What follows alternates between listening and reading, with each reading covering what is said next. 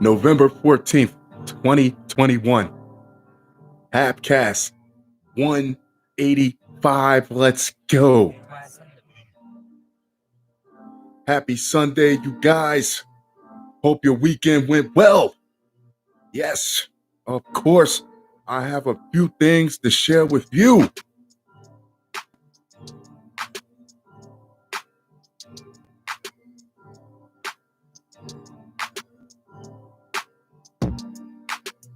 Let's do it. Exasperation and dysfunction inside Kamala Harris's frustrating start as vice president. And if you know nothing about politics like me, you are on the outside looking in like me, and you see her everywhere. She's all over the place, like she's running for president already, borne out by what they see as entrenched dysfunction and lack of focus. Exactly. Key West Wing aides have largely thrown up their hands at Vice President Kamala Harris, which she really looks like she's running for president and she haven't even been vice president for a year already. She already looks like she's pushing to let it be known that she's going to run for number one day, deciding there simply isn't time to deal with them right now, especially at a moment when President Joe Biden faces quickly multiplying legislative and political concerns. He's sinking, and you're sitting here grandstanding like you're letting everyone know that you're gonna be running for president someday. That's, to me, that's what it looks like. The expat. If I'm an idiot, drop a comment. The exasperation runs both ways. Interviews with nearly 3 dozen former and current Harris aides, administration officials, Democratic operatives, donors, and outside advisors who spoke extensively to CNN reveal a complex reality inside the White House. Many in the vice president's circle fume that she's not being adequately prepared or positioned, and instead is being sidelined. The vice president, it doesn't look like that to me. It doesn't look like she's being sidelined. It looks like they're just not on the same page at all. Yeah, the vice president herself has told several confidants she feels constrained in what she's able to do politically, and those around her remain wary of even hinting at future political ambitions. With Biden's team highly attuned to signs of disloyalty, particularly from the vice president. This is what makes things real fickle about politics. It's like it wasn't a good marriage to begin with, per se marriage, but yeah, if you think it wasn't a good marriage, why would you yeah, if you're gonna get in the president seat, wouldn't you want to be? I would, me personally, I wouldn't want it if I didn't think that I would have a team around me where I would be able to make a difference for at least the 4 years. We'll worry about getting reelection later. Let's make an imprint first. Let's make them want to reelect me. Right? First, she's a heartbeat away from the presidency now. She could just be a year away from launching a presidential campaign. No, she's not a year away. She's like yesterday, 2 days. She's like 3 months away. She started. She started launching that presidential campaign the same day she got sworn in, giving doubts throughout the political world that Biden will actually go through a re-election bid in 2024. Something he's pledged to do publicly and privately, or she'll be a critical validator in 3 years for a president trying to get the country to reelect him to serve until he's 86. Jesus, I wouldn't want it when I'm 86. How old is Jimmy Carter? And how old is Biden? Few of insiders who spoke with CNN think she's being well prepared for whichever role it will be. Harris is struggling with a rocky relationship with some parts of the White House, while longtime supporters feel abandoned and see no coherent public sense of what she's done or been trying to do as vice president.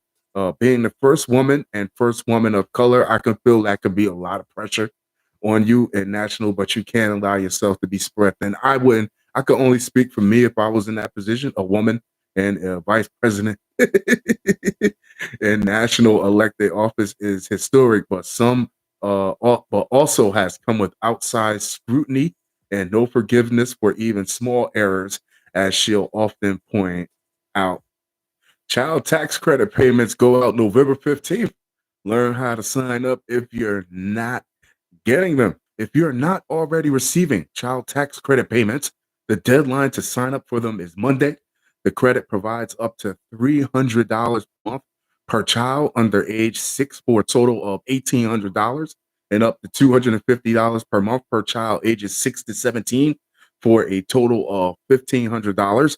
For those registered, a child tax credit payment should be coming to your bank account on Monday. Woohoo!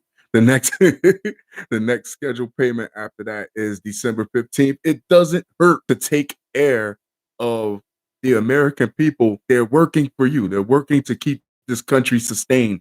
Just like you're up top, you should be distributing the wealth equally to help these people when they come up on hard times and not screaming, look, don't you have like a few $1 billion coming off the books or however the hell you do it from that Afghanistan fiasco? Know what I mean? You can spread it. Yeah, you can spread a few bucks around to the American people until we get back on our feet. The payments began in July and will last through December, based on the American Rescue Plan signed into law by President Joe Biden. The credit amount is being paid in 2021. The other half will be paid when eligible recipients file 2021 tax returns. According to the Tax Policy Center, a report in June by the U.S. Treasury Department found that 2.3 million children might be missing out on benefits because their families did not file income taxes in 2019 or 2020. So make sure you go back and dig out. I think you got like 3 years to file. Make sure you file that and and get that extra money. Once you file taxes, they'll push check through. Eligible recipients who will be receiving their first payment in November will receive two payments this year, each of them a quarter of the total payment amount. Those getting their initial payment in December will get half of the full amount in one disbursement. This means a December payment of up to $1,800 for each child under 6 and up to $1,500 for each child age 6 to 17. This is the same total amount that most other families have been receiving in up to 6 monthly payments that began in July. Eligible recipients who will be receiving their first payment in November will receive two payments this year, each of them a quarter of the total payment amount.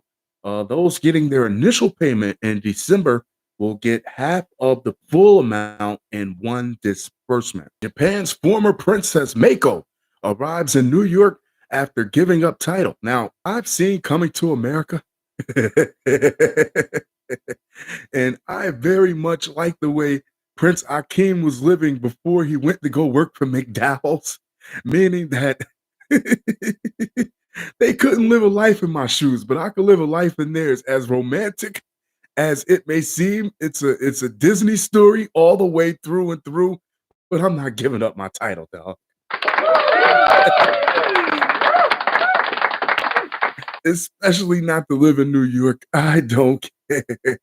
Yeah, I'm not giving up my title, baby. Japan's former princess, Mako, has arrived in the US with her new commoner husband, Ki Kamuro, after leaving the royal family. I'm not leaving, man.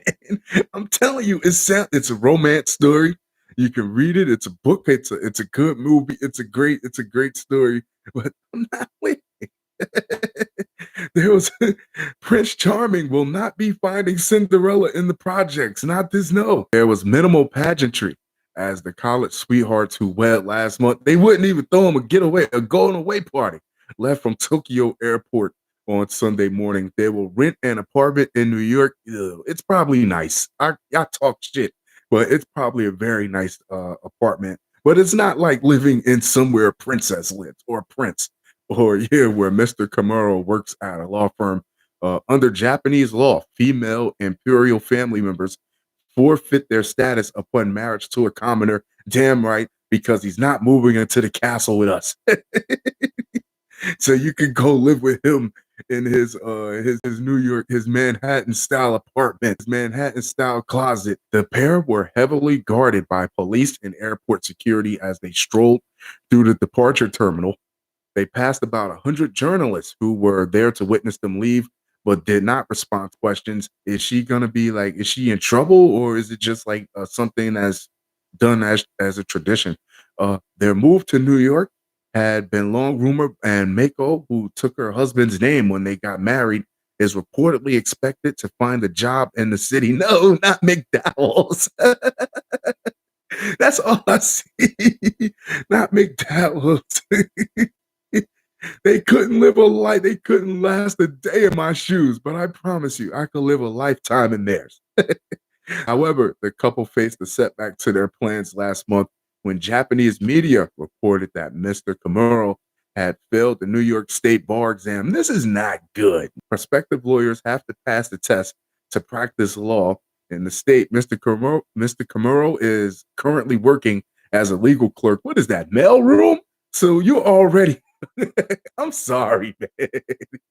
So you already gave up your princess title in Japan to move to New York to work for somebody who's working in the mailroom. The move to the U.S. has drawn comparisons with British royals Meghan Markle and Prince Harry. There are some parallels, earning the newlyweds the nickname Japan's Harry and Meghan. The couple faced significant opposition when they first announced their engagement 4 years ago, and their relationship has been subject to tabloid gossip and controversy over claims that Mr. Kamuro's mother had reportedly taken a loan from her ex-fiance, and it's messy already. It's just a mess. It's just messy already. The coverage led to the then princess developing post-traumatic stress. This is messy disorder, according to the imperial household. When the couple married last month, they skipped the usual rites of a royal wedding and turned down a payment offered to royal women upon their departure from the family. You didn't know how much you were going to need that for you and your new legal clerk husband. Former Princess Mako, ooh, that hurts. That hurts. Like former Princess Mako, who is the niece of Emperor Naruhito, is the first female member of the royal family to decline both. Man's double life is exposed when his wife meets his fiance, because don't let your wife get in the way of the one you really love.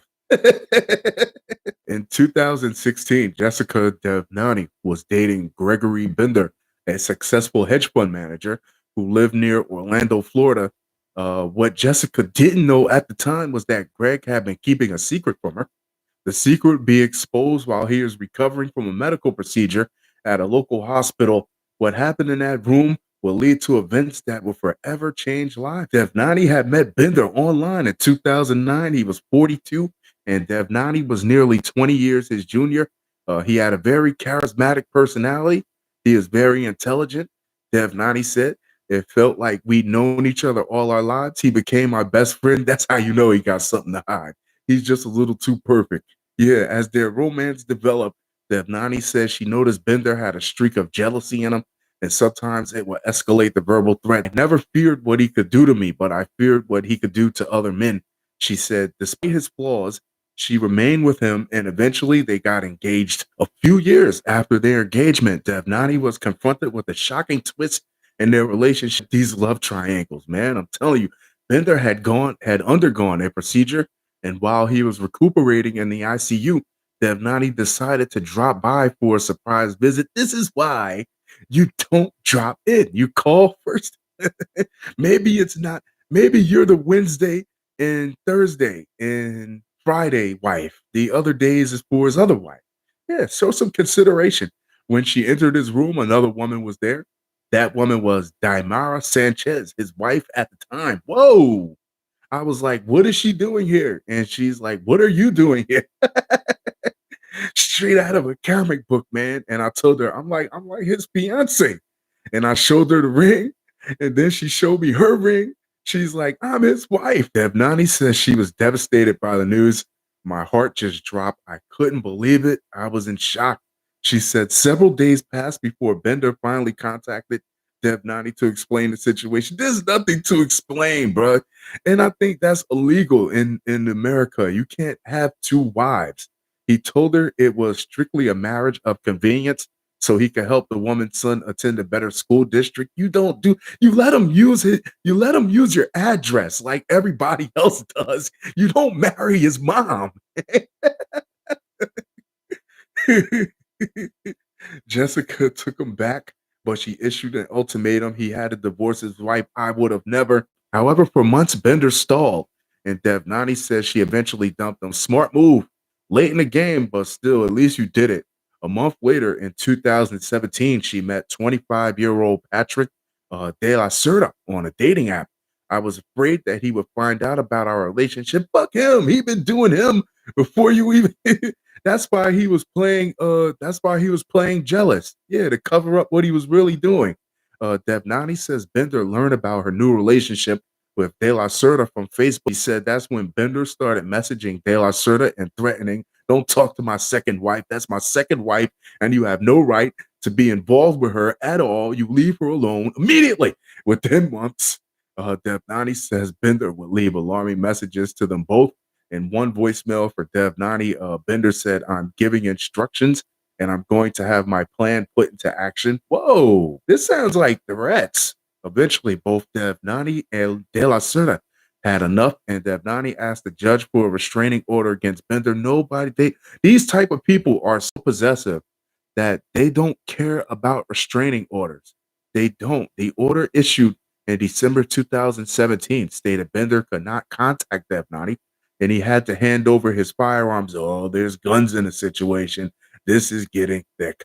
The couple were now excited about their future without the looming threat of Bender. You think he's not a threat? You think a piece of paper, you think a judge, you think somebody, you think nobody is going to stop this man because he feel like he's been wrong, even though he's the one that's been wrong the whole time. This is the pure selfishness of a sociopath. On February 27th, 2018, Jessica received two unexpected calls from Bender.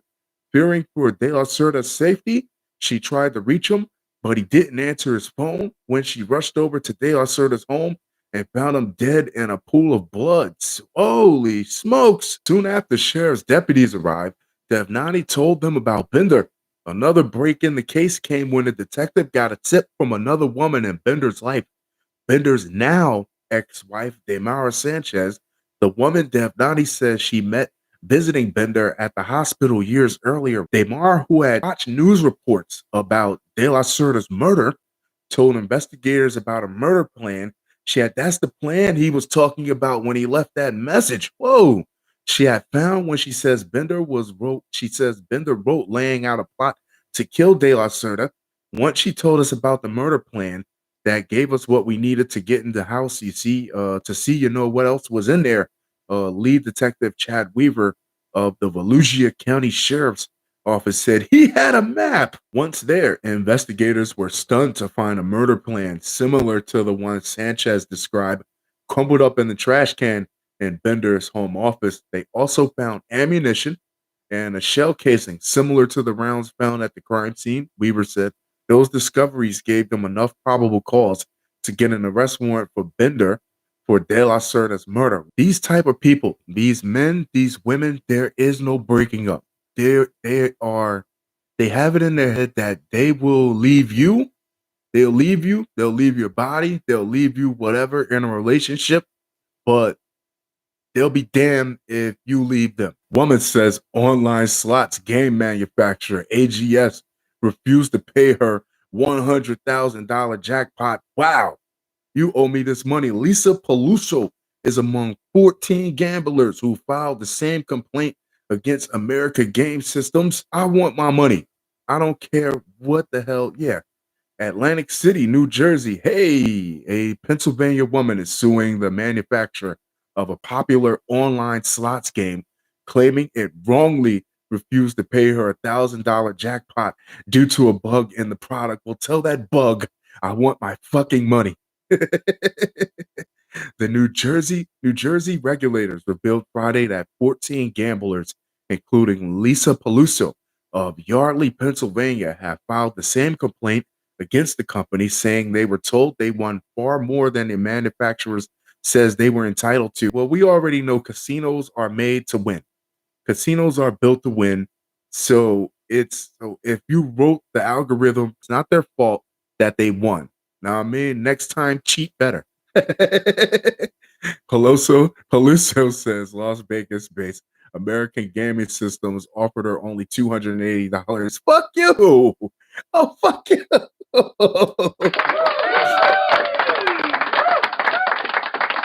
Peluso accuses the company of consumer fraud and other wrongful actions. Wrongful actions offer me $280 for $100,000 payout. I mean, because if you can't cash me out, it's an online game. If you can't cash me out, the whole $100,000, we'll do it a percentage of bets. Now, I mean, we'll give you this much cash, but the rest you have to hold for percentage to keep your bets in the system, to keep so you'll never cash out to zero. Now, I mean, you'll never cash out the whole 100 grand, but maybe, I don't know, maybe 75,000. Now, I mean, maybe 80 grand here. That way we're not giving it all to you and you still have money that you have to play. I'm an experienced online player, and I was shocked when AGS officials, including the company president, told me they weren't going to pay, even when I showed them the screenshot and I made of the $100,000 jacket. You're gonna offer me $280? She said in a statement issued through her lawyer. Paul, that's not even 3%. That's less than 3%. They said I actually won about 300, but they then offered me 1,000. Like they were saying, like they're doing you a fucking favor.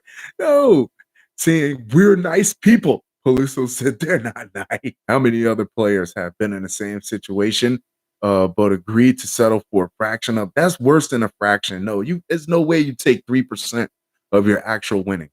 Like, think of it. Okay, let's scale it down. Let's say if you won $100, would you let them give you 3? No.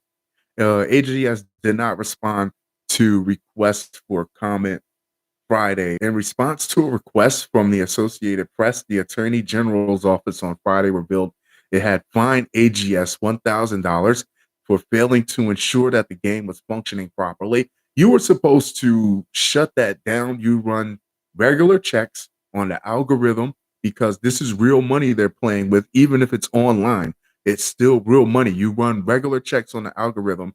This is a casino at the same time. So it was supposed to be better maintained than it was.